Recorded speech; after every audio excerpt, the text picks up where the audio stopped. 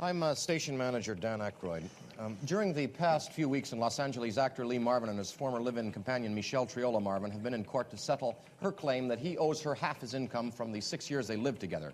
That is the subject of tonight's point-counterpoint. Jane will take the pro-Michelle Marvin point, while I take the anti-Michelle Triola counterpoint. Jane? Dan, times change, and so does the nature of relationships. People are reluctant to get married these days, and looking at divorce statistics, who can blame them? But the lack of a piece of paper does not necessarily mean the lack of a total commitment. A woman in this modern-day relationship may well give up all her own personal pursuits, as Michelle Marvin claims she did, to give her full support to her man's career. And Michelle Marvin is just asking that the courts recognize that reality. Dan, there's an old saying. Behind every successful man, there's a woman, a loving, giving, caring woman. But you wouldn't know about that, Dan, because there's no old saying about what's behind a miserable failure.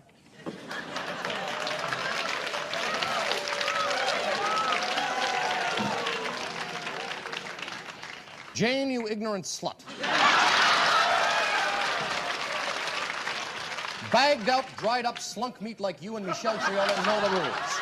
If you want a contract, sign on the dotted line. Oh, but let's all shed a tear for poor Michelle Triola. There was only testimony that she had sexual intercourse over 40 times with another man while living with actor Lee Marvin. But I suppose that sort of fashionable promiscuity means nothing to someone like you, Jane, who hops from bed to bed with the frequency of a cheap ham radio.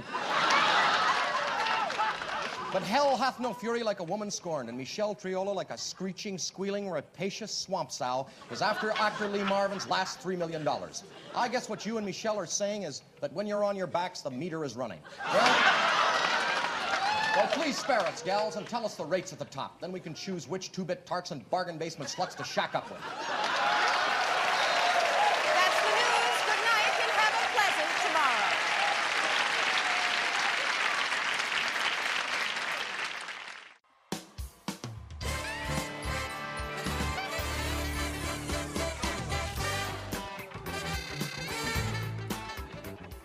Joined by my guest, he is journalist and author Peter Lloyd. The Twitter handle is Suffragentleman, and the book, which I've read, which you can see right here, is Stand By Your Manhood. Peter, welcome. Thanks for having me, Paul. Good to chat. Good to have you. Now, before we get into it, we're going to play your greatest hit to date, which is when you triggered a feminist on Sky News.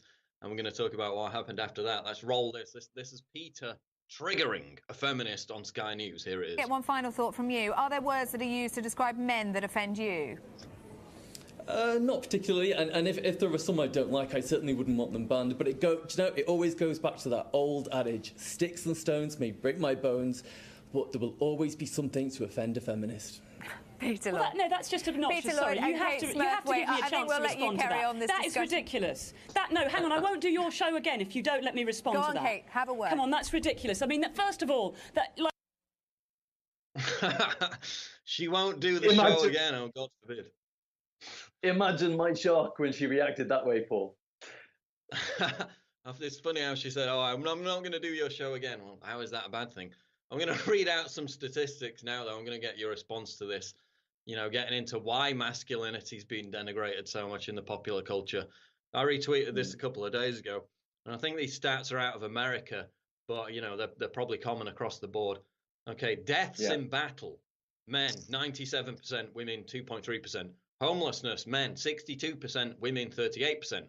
Suicides, men, 77%, women, 22%. Homicides, men, 77%, women, 22%. Workplace deaths, 93% men, 7% women. College graduates, and these numbers are getting worse on a yearly basis. Men 40%, women 60%. Women are doing better in education more and more. Winners of custody, which is a big subject of your book, men 17.8%, women 82.2%. Now, Peter, the first line of your book is "Men are brilliant." Shia LaBeouf once said a few years ago that masculinity was a synonym for a-hole.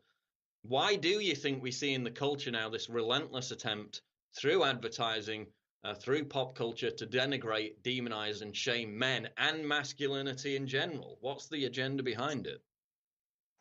Well, I take no joy in saying it, but I really think it is third-wave feminism. I think that is the cause of the problem. That is the root of the problem. What was considered radical fringe man-hating back in the 1970s when feminism was still pretty much in its infancy in terms of being mainstream. This stuff was rare, but it's now become very, very mainstream. And it's also become very lucrative for a lot of companies, especially advertising companies. So what's happened is it's just almost built up a cumulative effect. And now it's this great big juggernaut that has huge political sway, it has huge commercial sway.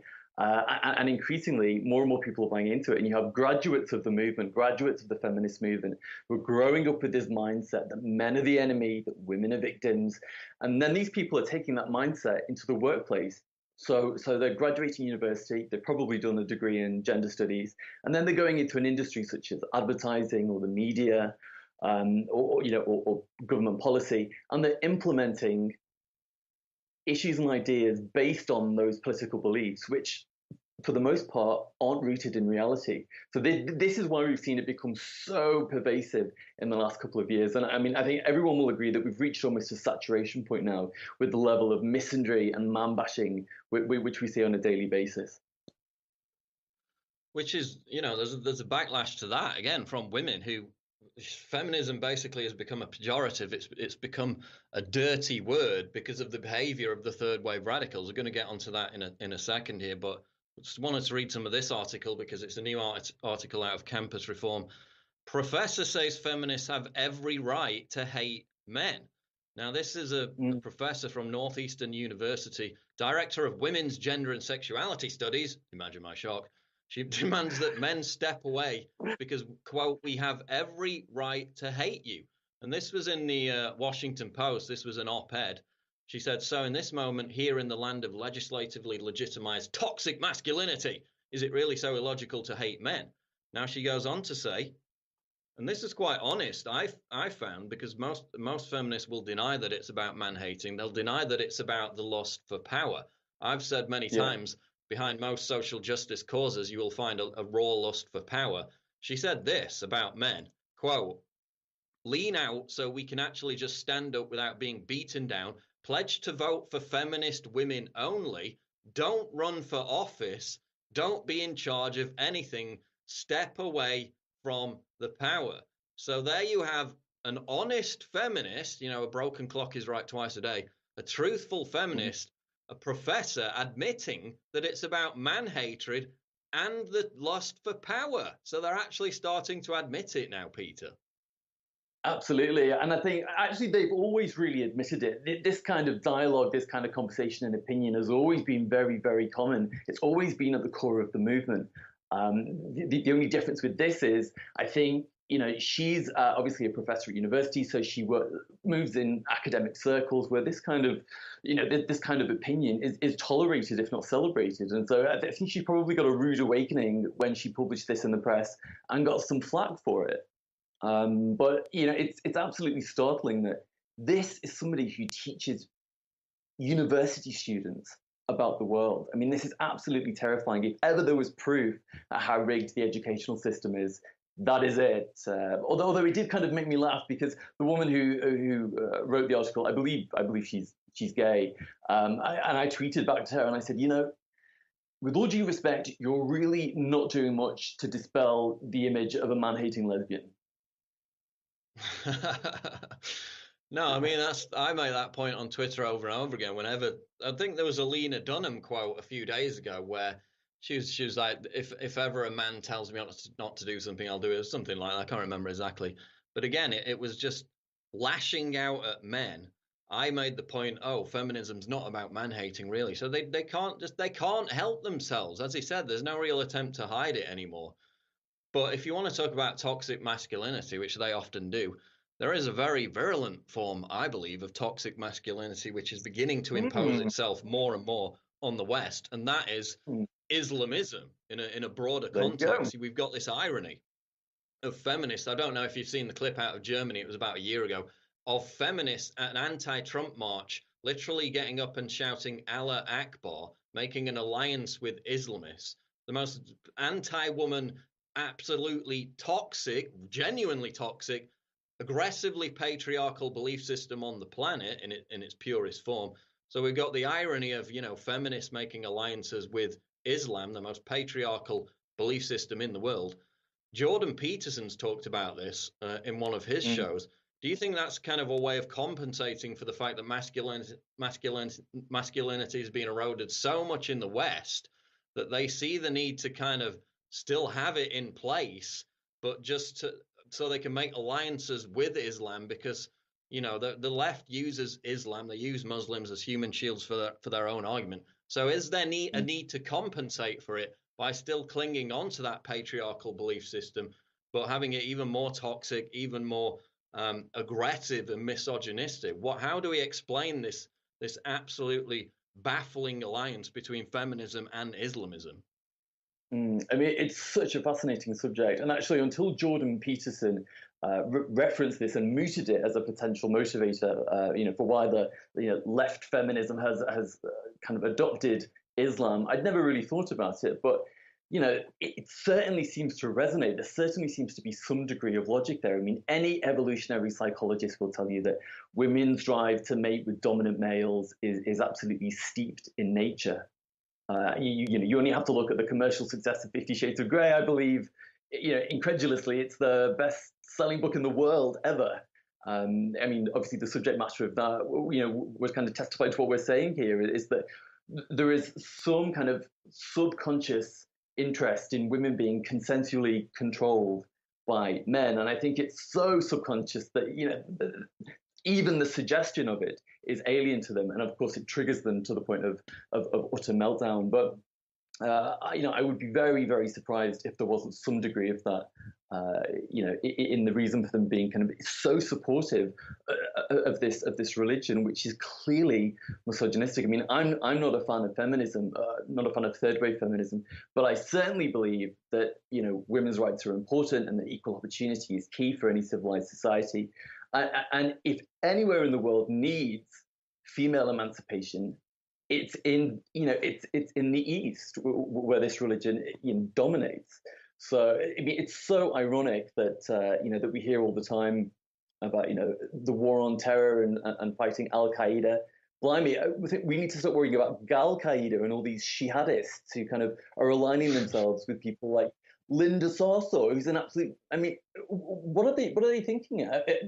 Maybe they're just maybe they've been completely snowed by her PR spin, and maybe they believe, well, she's a woman, she's a Muslim, she considers herself a feminist, so if she is part of that religion and my political ideology, then I can also be part of it too. Well, completely ignoring the disconnect in logic, which is at its core.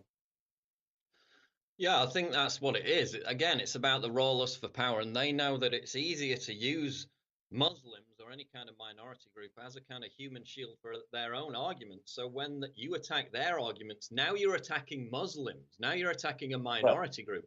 Now that they've adopted the hijab as the symbol of the resistance, we saw that with the anti-Trump resistance posters. Now when you attack these anti-Trump lunatics, you're not attacking them, you're attacking a precious minority group. So again, they don't really care about the rights of these people. They're openly supporting a modesty culture which oppresses women. Again, it's about power. It's about using them as a human shield for their own discredited arguments. Meanwhile, as he said, we've got Taharush Gamia, which is literally means the rape game in Middle Eastern countries, which has been imported to this country to a great extent with the grooming gangs. And yet still we have, as you mentioned, this kind of biological need, not really to be dominated for women, but just to have some kind of overarching patriarchal structure, which tends to align itself with natural biological gender roles for men and women, which have worked successfully for civilizations. Now they're being eroded. Yeah, and now we see this kind of alliance with Islamism as a kind of ridiculous, aggressive replacement for that. But as you said, 50 Shades of Grey, most popular book, they whine about rape culture, and then they go out and buy 50 Shades in their droves. They watch it at the cinema. You can look at polls, not to get too deeply into this because it's a family show, but it's something like 66% of women have rape fantasies. So this is just a reality. And then they point the finger at like poor 18-year-old kids in college and say that these college campuses are rape culture breeding grounds. It's completely BS. The cases have fallen apart over and over again. They're ruining people's lives. And there was a stat actually, Peter, which was, and I'm going to get into the whole Me Too thing, which I saw a stat, and I think it was a survey out of The Economist. They found that 25% of millennial men in the United States thought that asking a woman out for a drink was a form of sexual harassment. So these young kids have been so terrified, so eroded of their masculinity, so under assault for so long that they literally think asking a woman out for a drink or just asking her to buy her a drink is a form of sexual harassment. Meanwhile, the rape gangs are being imported. Absolute complete disconnect. It's completely absurd. We're going to get onto the Me Too stuff in a second here, though. I want to look at marriage, though, because we've got these stats, and again, these will vary from country to country, but generally speaking, around 20% of Americans aged 18 to 29 are married. Now, bear in mind that Americans, from my experience, are more pro and more eager to get married at a younger age than people in definitely the UK and other European countries. But you compare that stat, 20% of Americans aged 18 to 29 are married now. That was 59% back in 1960. So first of all, what do you think are the main reasons for that change? And then in your book, which I've read, you actually advise men, which this may contradict with some of our Christian audience, but you actually advise men not to get married. So why do you think those numbers have changed so much, and why do you advise men, generally speaking, not to get married? Well, I think there's a kind of combination of factors, for that kind of free fall in marriage rates. I think part of it is that there's been, at least here in the UK, there's been a bit of a decline in religion. I think there's probably also less respect for traditional family values. But also, previously, historically, men married because it was a way of getting sex.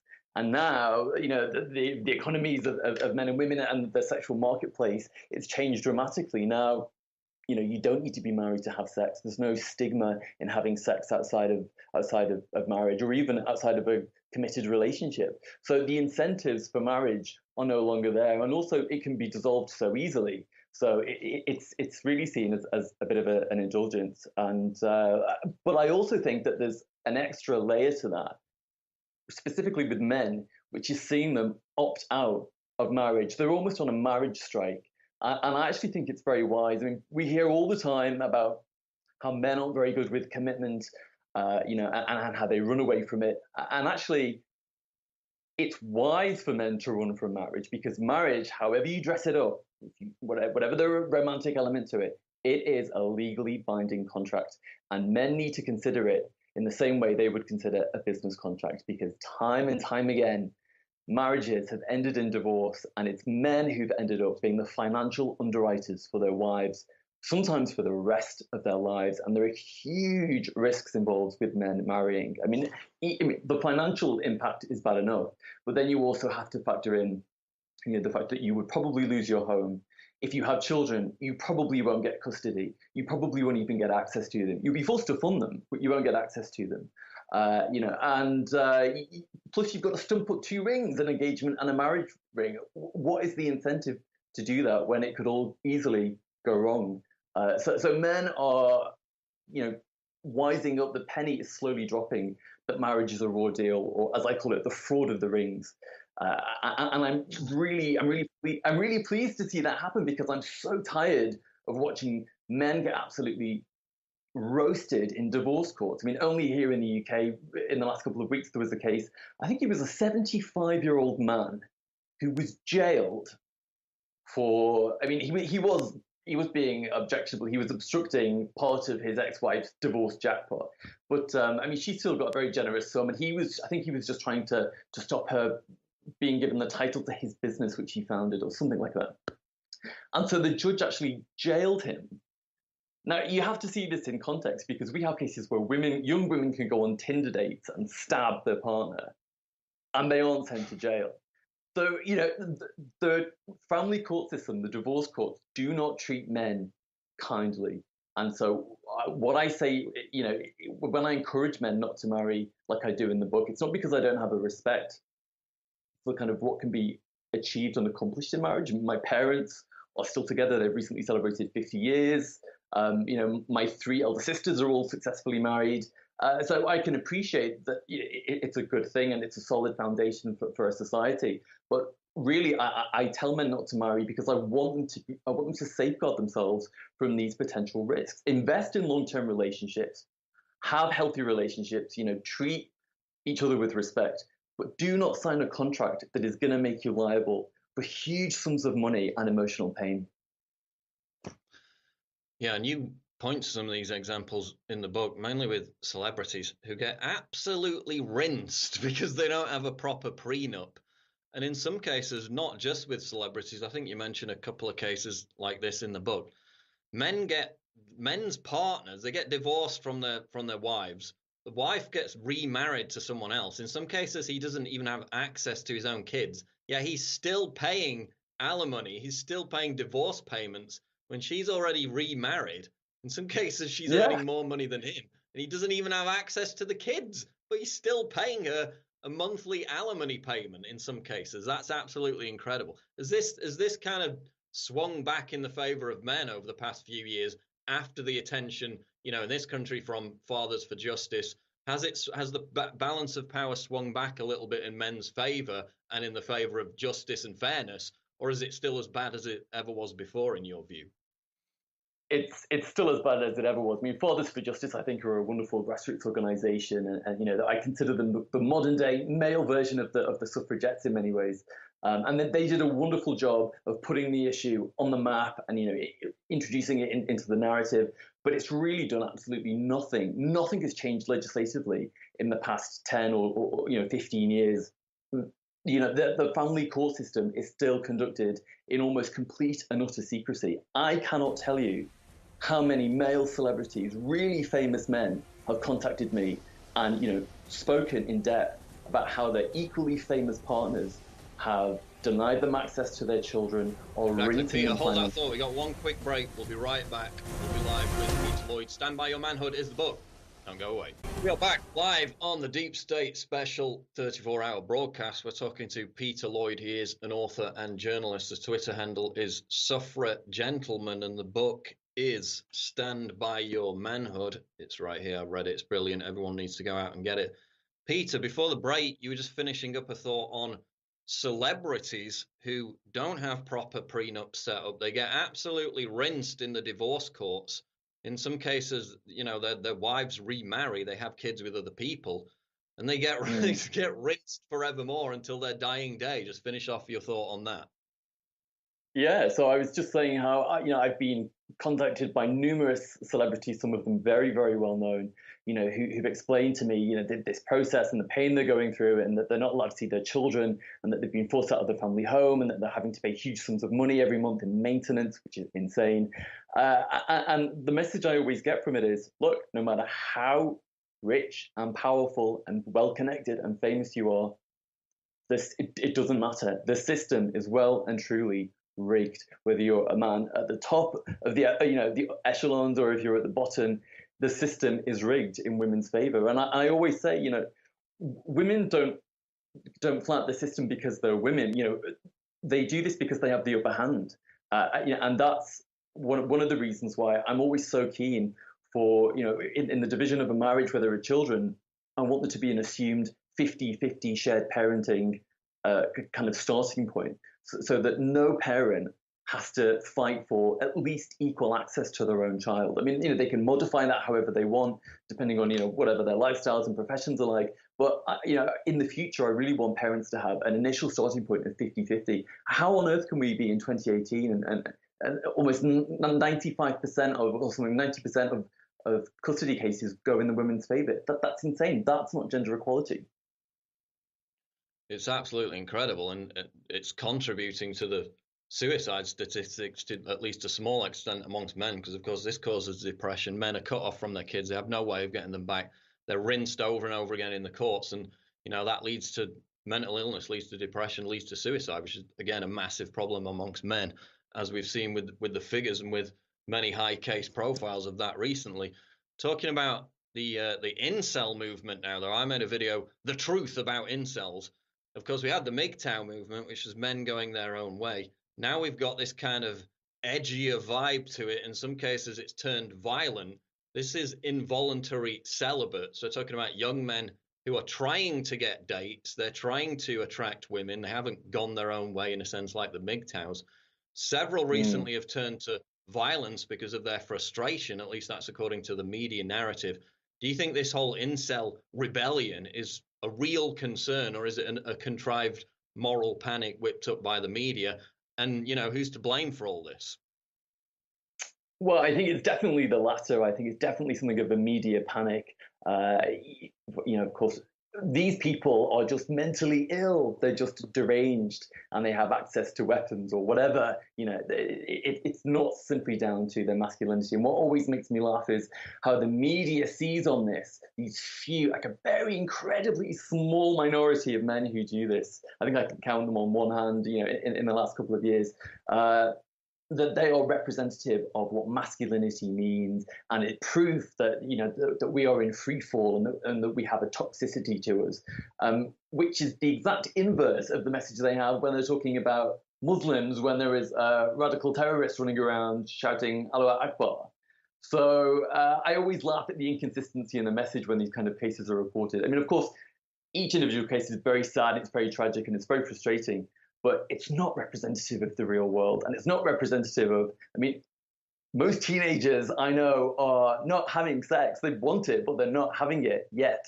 And the overwhelming majority of them are not going around being violent. So I think we really need to try and keep this in perspective and not let the media kind of fan these flames of it being symptomatic of a root cause where we've defaulted. It's just not true. Now, in terms of, MGTOW and incels, do you think we're getting better in terms of gender relations whereby young men are finding it easier to get dates with the rise of Tinder and all these dating apps? Or, given how masculinity is under assault, how they're being told, in the case I drew attention to, asking to buy a woman a drink is a form of sexual harassment. Do you see young men being more terrified, feeling more alienated, feeling more atomized, feeling more nervous about approaching women? Or do you think the whole hookup culture, for better or worse, is actually helping them out in that sense?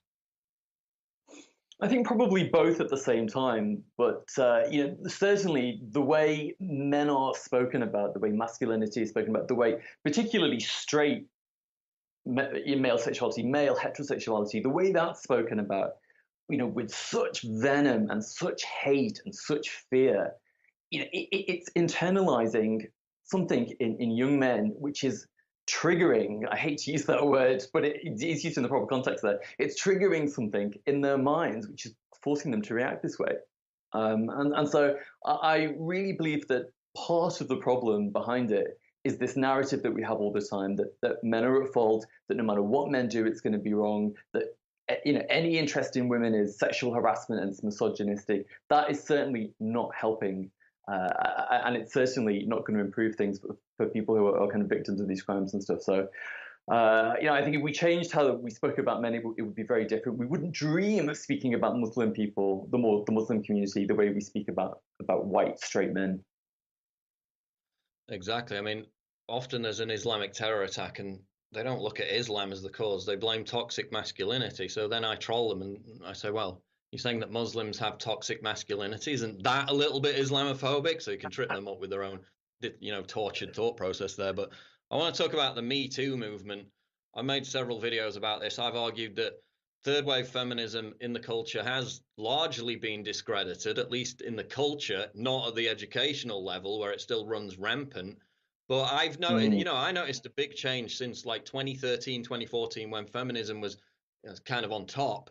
Now, I mean, you talk to a lot of young women, you look at the polls, especially in this country, fewer and fewer women are identifying as feminists. It seems to have been discredited to some extent. But now we have the Me Too movement, which I've argued is a kind of attempt to rebrand third wave feminism. We've had cases like Aziz Ansari, where he had consensual sex with a woman, and because she regretted it the next day, she tried to out him as a rampant misogynist. We've had extremist feminists try to get this instituted into law, where regret rape becomes a thing. Again, I mentioned the poll, 25% of US millennial men think asking to buy a woman a drink is a form of sexual harassment. What impact do you think Me Too is going to have on already fraught gender relations? And is it just a lame effort to rebrand feminism? Well, in response to your first question, it's certainly not going to do gender relations any favors. In fact, it's going to make things even worse. If it was possible that things could get any worse, they really will do. Because increasingly, men are just being paralyzed by a fear of their own selves, of their own innate sexuality, which is absolutely, and I stress this in the book, it's natural and healthy and normal. Most people, most men do not commit sexual crimes. Most male sexuality is healthy and functional and nurturing. And so it's very sad for me to see Me Too be co-opted by the feminist movement. And I think that's what happened. I think Me Too, had a legitimate start. It came from calling out these kind of sex predators in Hollywood, etc. And then what happened was, when it became very high profile, then feminists began to hijack it for their own political gain, which is, unfortunately, it's something that feminists have done from the beginning. They did a very similar thing with the domestic violence industry. It's a terrible term, but it's true. And so what they've done is they've now taken this movement as proof that all men are evil and that all women are virtuous and victims. And I think it's now reaching the point where there's almost going to be a point where something presses the reset button. There's going to be some kind of rebellion against it all. There's almost going to be an anti-sexual revolution. I'm not sure quite how it's going to manifest, but maybe it's going to be in 50 years when a lot of people end up lonely and childless and without families, that they realize that there's been a huge mistake made in how we interact with each other as men and women. So I always try and encourage men to take Me Too with a pinch of salt and not to internalize some of the guilt that it's repeatedly put out there for us to ingest. But it's a tough task. Well, again, I would argue that it's again eroding male dominance. Like natural male dominance. I think it will cause more men to be very nervous around girls, and they're doing nothing wrong by approaching girls, by being confident. That's what girls want to hear. That's the ultimate aphrodisiac for women, isn't it? Confidence. And we're telling young men, we're telling boys growing up that you shouldn't have that kind of dominant confidence, which isn't aggressive, which isn't overbearing. It's just the natural male way of behaving. And we're trying to indoctrinate that out of young men. That's going to be a disaster, right? Absolutely, absolutely. And I always try and say to young men, you have to identify the logical disconnect between what the Me Too movement is saying in terms of male sexuality and what women actually want from men. Women want confident, strong, typically alpha men. That is what they want. That's the ideal. So when you read about the Me Too movement and it's saying that men should be more passive, men should be, more like feminists, men should be more emotional and cry and all this kind of stuff, seriously, take it with a pinch of salt. Evolution has a better track record than feminists and facts, and their theories is on men and women. So really, don't take it too seriously. Listen, if I have a son and he's being told to cry all the time and to not have any confidence, he's going to end up very lonely. Let's just put it that way. So if I had a son, I would put him right and tell him to do the exact opposite, because that's what women want anyway. Everybody knows it. It's a fact. No amount of indoctrination can remove basic biological urges and natural inclinations, way of behaving that have been set in stone ever since the human race existed. You can't change that by arguing that everything's a social construct. Now let's move on, though. We're talking about the book, Stand By Your Manhood, in which there's a chapter about male circumcision. Now, I knew that male circumcision was kind of pointless, but I didn't know it was actually dangerous to a great extent. And I tweeted about this recently, that you could make the argument that it's on a par with FGM. I got absolutely, hundreds of responses, people jumping down my throat claiming there's no comparison to female genital mutilation whatsoever. Is that really the case from your research? That's total BS. I don't care whether people like it or not, but there is a continuum of FGM, and the male equivalent is absolutely on there. I don't care whether you like this or not, but genital integrity is equally important for boys as it is for girls. And if you're performing an unnecessary operation on a child's genitals for vanity or for religion, or because you think it's cleaner, which is the most ridiculous excuse of them all, then you're seriously at fault, and you need to rethink this whole process on your whole thought process on circumcision. Because I've spoken to so many men who've not only been psychologically scarred by the process, but have been left physically reduced. I mean, the whole purpose of male circumcision, removing the head of the head of the foreskin, is to desensitize the penis. It was designed to kind of tame lust in the young, and make teenagers more kind of God-fearing and committed to work and the Bible, etc. And so it was designed to dry out the head of the penis, which is exactly what it does to varying degrees with different men, and it creates a lack of sensitivity, and that is not an accident. It's by design. So when you're performing this completely barbaric practice on young boys, I mean, they may survive, they may be happy with the result at the end, but you are risking huge life-changing consequences. I mean, sometimes boys die from circumcision. There are cases of botched circumcisions where boys bleed to death, or where the penis can be completely deformed as a result. Sometimes they take off too much foreskin, and then that's almost impossible to repair.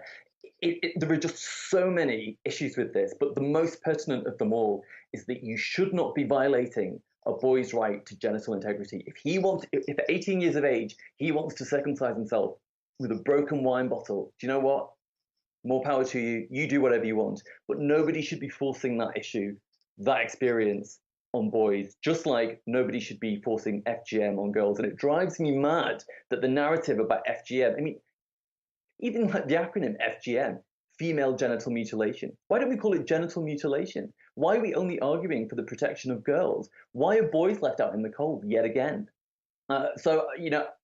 It's not an issue that I personally had an experience of. I mean, I don't want to reveal too much information here, but I am not circumcised. But it's something I'm really passionately believe in, because I've spoken to so many men, and also so many mothers who have regretted circumcising their son, because when he's got older and he's had sex, he's realized that it isn't necessarily as pleasurable. He doesn't have as much sensation. He feels violated, and he feels, to some degree, deformed. And you think, why would you do that when it's completely unnecessary?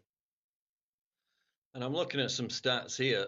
In 2013, Centers for Disease Control and Prevention reported 80.5% of American males aged 14 to 59 years old from 2005 to 2010 were circumcised. So from what I remember, it's a majority of males generally in the United States are circumcised. It's less than that in the United Kingdom.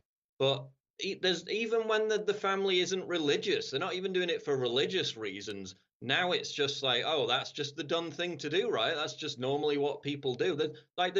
There's no reason for it whatsoever, not even some BS religious reason at this point. And as he said, it serves absolutely no purpose whatsoever. It's dangerous.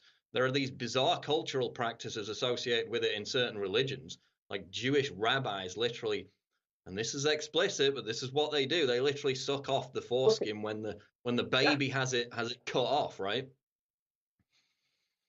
Unbelievable. Do, right? You wouldn't believe. Yeah. So when I wrote the chapter of the book about circumcision, I mean, I knew quite a lot about the process, but I didn't realize quite how barbaric and brutal it is. And unbelievably, this practice takes place on the NHS in Great Britain. So taxpayers are funding the circumcision of their sons. It's outrageous. It's unbelievable. And this would not be tolerated if it were happening to girls. And so I always, why is there an inconsistent principle here? Why aren't we protecting all children equally? I mean, it's not rocket science, right? I mean, am I missing something?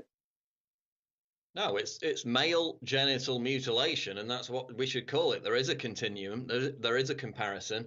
It's just a fact, and we need to face up to it. And we need to, thankfully, I think in your book you talk about how the numbers in America have gradually come down over the past 5 to 10 years. So it is losing appeal and approval, and thank God for that. But yeah, we need to talk about it in the same context as FGM.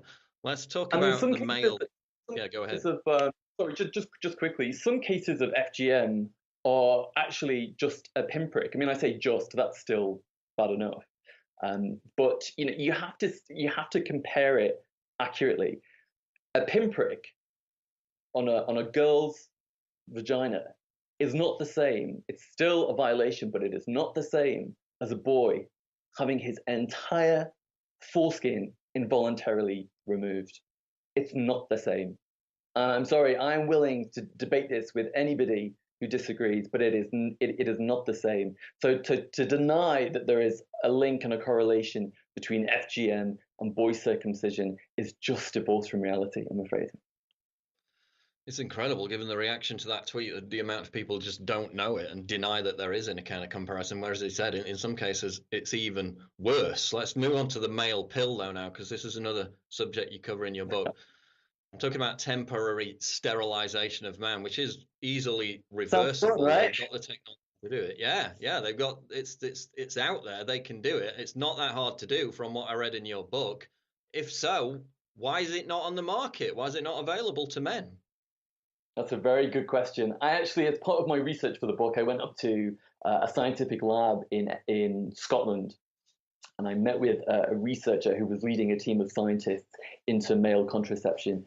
And he was saying that actually there are several scientists all around the world who are on the brink of a huge breakthrough in terms of male contraception, which, mark my words, will be an absolute game changer when it hits the market.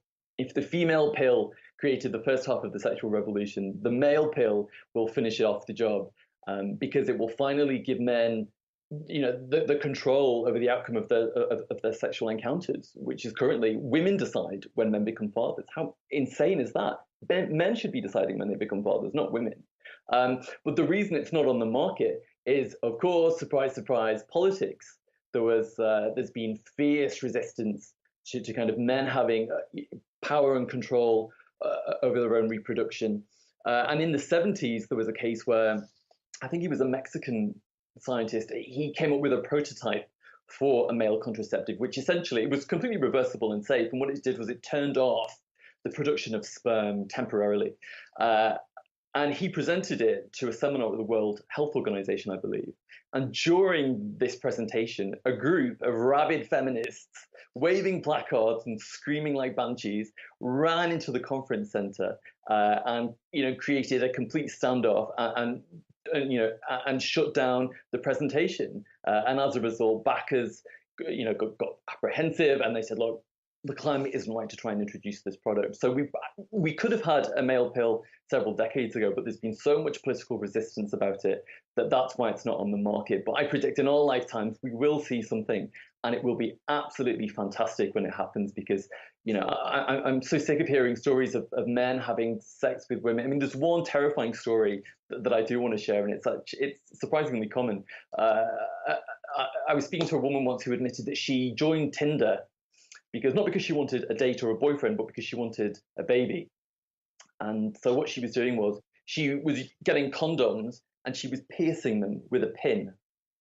And then she was, having it sounds nuts, right? It sounds like a complete conspiracy theory. And I was kind of slack-jawed when this woman was telling me, but it was true. And she was very brazen about it. She was like, oh yeah, look, I really wanted a baby. And I couldn't afford to go to a sperm bank. So I was sleeping with these guys, piercing the condom with a pin, then getting pregnant. And then the great thing is that afterwards, when I'm pregnant, I can call the CSA and get child support for 18 years. Ka-ching! You think, right, okay, this is a terrifying marketplace for men to operate in sexually. So for them to be given the opportunity to control their sperm production and whether they become fathers is a wonderful thing. And not least because, guys, you're going to be able to have so much consequence-free sex. Embrace it. Well, it's like, be responsible for bringing your own condoms as well. It's pretty basic. And when you've finished with the condom, dispose of it very quickly. That's just basic common sense. But zooming out, Peter, zooming out, I just want to talk about feminism in general. Mentioned it earlier, this term feminism has been discredited to some extent in the culture. Polls show fewer and fewer women identifying as feminists. Where do you think we stand culturally?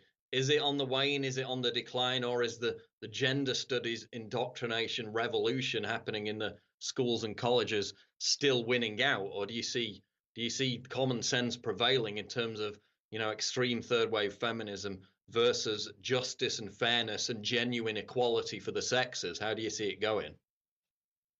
I kind of consider feminism as a wounded beast, and there's nothing more determined to survive than a wounded beast.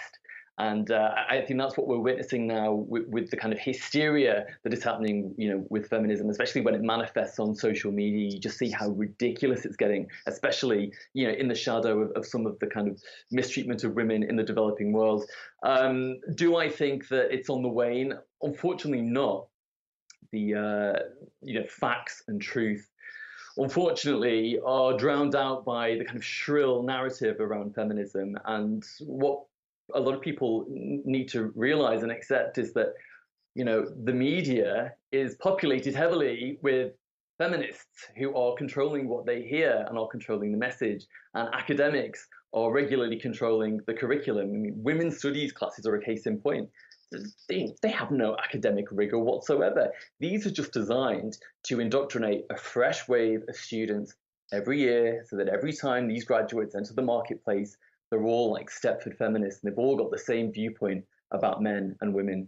And so, unfortunately, while while the media is still so biased, and when universities are still promoting this political ideology, and it is political, you know, I think someone said feminism was Marxism in knickers, which I thought was quite interesting. But it's going to continue, and with the birth of social media, it just seems to be becoming fashionable again, which I think is worrying. And that's really why I wrote the book, because I wanted it to be a tonic for men and for boys. You know, in a world where they're surrounded by all this man-hating, it's exhausting. I wanted them to have a bit of a space, you know, 330 pages where they could just go and have a break from it all and fortify themselves and feel a bit reassured. And it's a great book, but again, yeah, I get a lot of messages from kids in school, in colleges, who are rebelling against that. They see feminism, they see social justice as being very puritanical, very boring, and they see the rebellion against that as edgy, as the true avant-garde. So that's a positive perspective from how I see it. But just tell us in the final minute here how people can get the book and the new project that you've got in the pipeline. Yeah, so the book is available on Amazon. You can get it in paperback and on Kindle. And I've just signed up with a new literary agent. He's the same agent as Douglas Murray, who wrote an incredible book. You probably know it, called The Strange Death of Europe. So we're working on a new project now, just finalizing who the publisher is going to be. It's going to be in a similar vein to Stand By Your Manhood, but broadened out slightly. If people want to find me, they can follow me on Twitter, and I've also just launched a Patreon, so they can consider that my tips jar. If they like what I do and they'd like me to continue, feel free to throw in some loose change. Okay, we'll leave it there, Peter. The book is Stand By Your Manhood. It's excellent. Everybody should go and get it right now. And Peter, thanks for joining us. Thanks, Paul. Pleasure.